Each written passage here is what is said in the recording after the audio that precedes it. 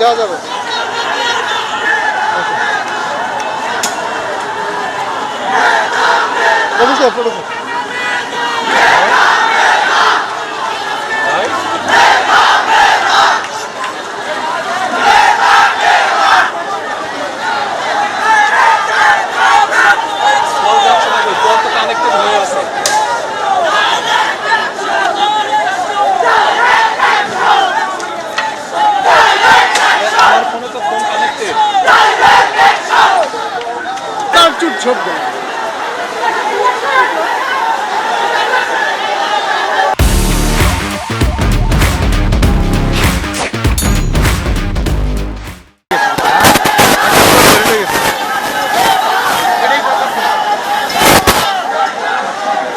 কোন পোলাটা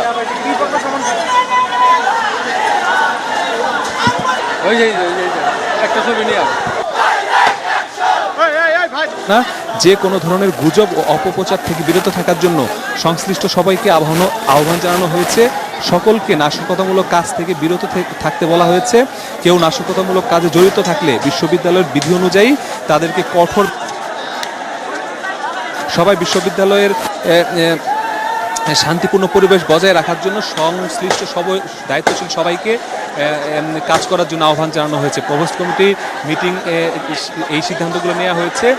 আর কিছুক্ষণ আগে এদিকে আমরা দেখেছি যে ছাত্রলীগের একজন মোটরসাইকেল নিয়ে যেতে যাওয়ার সময় তাদের বাধার মুখে পড়ে এবং তাকে মারধর করে তার মোটরসাইকেল হয় এবং সেই মোটরসাইকেলটি এখন আমরা দেখছি আবারও ভাঙা মোটরসাইকেলের উপরে বারবার আঘাত করা হচ্ছে। তো এই পরিস্থিতি 1 ঘন্টা ধরে চলছে। যে কিছুক্ষণ আগে পুলিশ এসেছিল এখানে, পুলিশ আসার পর তাদেরকে বোঝানোর চেষ্টা করেছিল, কিন্তু তারা বলেছে যে যতক্ষণ পর্যন্ত তাদের উপর হামলাকারীদের বিচার না হবে ততক্ষণ পর্যন্ত তারা এখান থেকে সরবে না। এবং পুলিশকেও তারা বলেছে যে পুলিশ ক্যাম্পাসে কেন, পুলিশকে ক্যাম্পাস থেকে বেরিয়ে যাওয়ার জন্য তারা বলেছে। পুলিশ একটি জায়গায় অবস্থান করেছে, তারও 1 ঘন্টা আগে